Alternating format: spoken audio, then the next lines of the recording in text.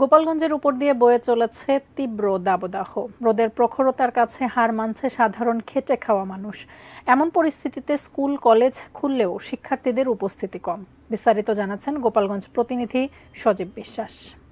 এই মুহূর্তে আমি দাঁড়িয়ে রয়েছি গোপালগঞ্জ শহরের জেলা প্রশাসন স্কুল অ্যান্ড কলেজের সামনে। আমি যেখানটায় দাঁড়িয়ে রয়েছি এখানে কিন্তু একটু ছায়া শীতল জায়গা। এখানে কিন্তু অনেকেই যারা রিক্সা চালক, ভ্যান চালক, তারা কিন্তু একটু স্বস্তি বা একটু বাতাস বা একটু বিশ্রামের জন্য কিন্তু এইখানটায় দাঁড়িয়ে থাকে। তো গোপালগঞ্জের সারা দেশের নাই কিন্তু গোপালগঞ্জেও কিন্তু তীব্র তাপদাহ চলছে এবং সাধারণ যারা খেটে খাওয়া মানুষ রয়েছে তারা কিন্তু বলছেন যে আমরা এর মধ্যে কাজ করতে পারছি না এবং খুব কাজ করলেও কিন্তু খুব অসুস্থ হয়ে পড়ছি এবং খুব দুর্বল হয়ে পড়ছি। এবং সাধারণ যারা কৃষক রয়েছে তারা কিন্তু এই সময়ে ধান কাটতে পারছেন না, তারা কিন্তু কাজ করছেন খুব ভোরে, আর না হয় সূর্য ডুবে যাওয়ার পরে। এবং আজকে থেকে কিন্তু শিক্ষা প্রতিষ্ঠান খুলে দেওয়া হয়েছে এবং প্রাথমিক যে সকল শিক্ষা প্রতিষ্ঠান রয়েছে, আমরা কয়েকটি স্কুলে গিয়ে শিক্ষকদের সাথে কথা বলেছি।